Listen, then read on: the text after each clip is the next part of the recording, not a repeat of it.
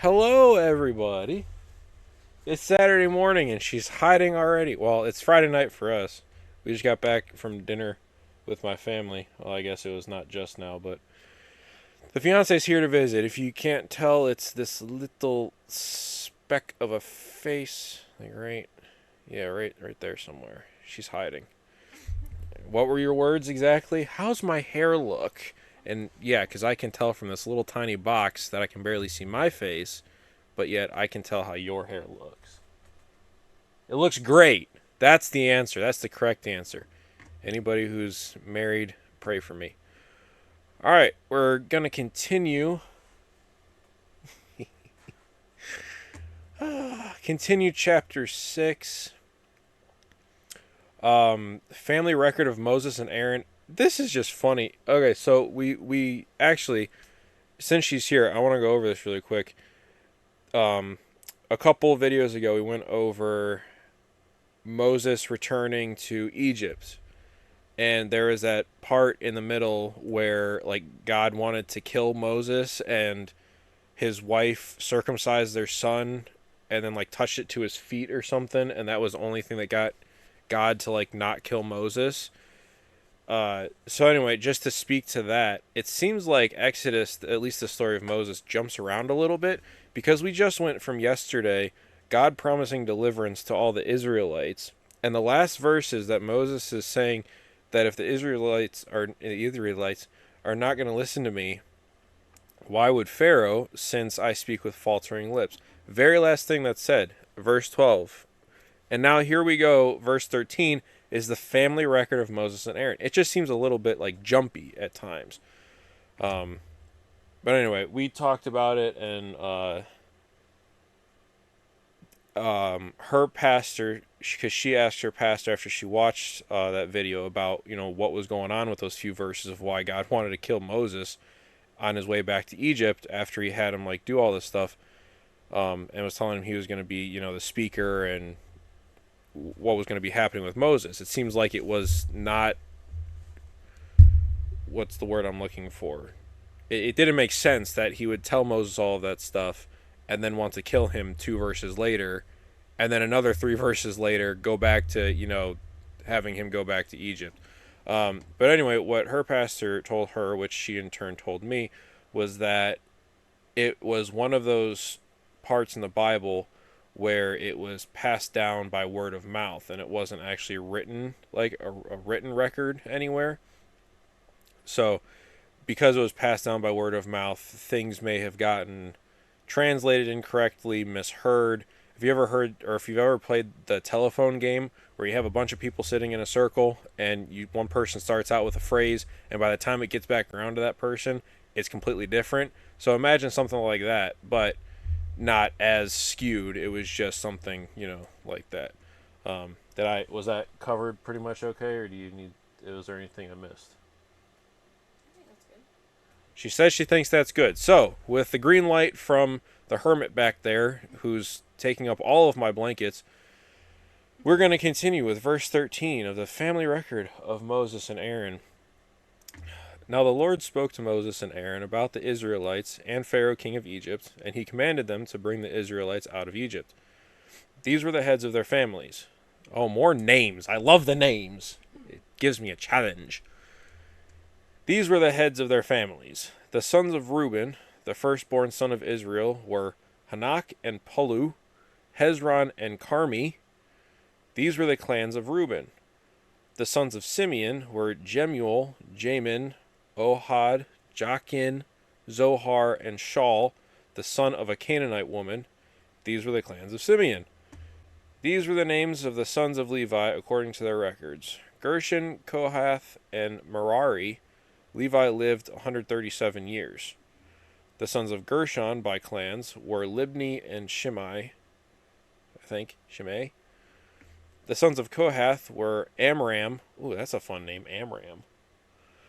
Izhar, Hebron, and Uziel. Kohath lived 133 years. The sons of Merari were Mali and Mushi. Mali and Mushi. These are so much. These are fun. We should just, randomly pick a name from. Never mind. She said no right away. These were the clans of Levi according to their records.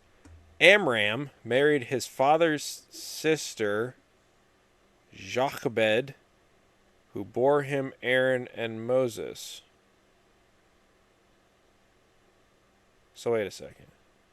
His father, so he married his aunt, who then gave birth to his son cousins, who are Aaron and Moses. Okay. Amram lived 137 years. The sons of Izhar were Korah, Nepheg, and Zikri. Ooh, Zikri's kind of cool. I like that name. The sons of Uziel were Mishael, Elzaphan, and Sithri. I like that one too. I'm not going to push it. Aaron married Elisheba, daughter of Amminadab, and sister of Nashon, and she bore him Nadab and Abihu, Eleazar and Ithamar. So Amminadab, daughter of Amminadab, Nadab. So the grandfather's name was Amminadab, and the grandson's name was Nadab. So she just cut off the Amma before it. I love these names. The sons of Korah were Aser, Elkanah, and Abiasaph. These were the Korahite clans. Eleazar, son of Aaron, married one of the daughters of Putiel, and she bore him Phinehas. I was going to say Phineas at first, but there's an H. Phinehas. These were the heads of the Levite families, clan by clan. It was this Aaron and Moses to whom the Lord said, "Bring the Israelites out of Egypt by their divisions." They were the ones who spoke to Pharaoh, king of Egypt, about bringing the Israelites out of Egypt, this same Moses and Aaron. So the last two verses are pretty much the same thing. They're just clarifying that these are the Moses and Aaron that the Lord is giving all of these, instructions to.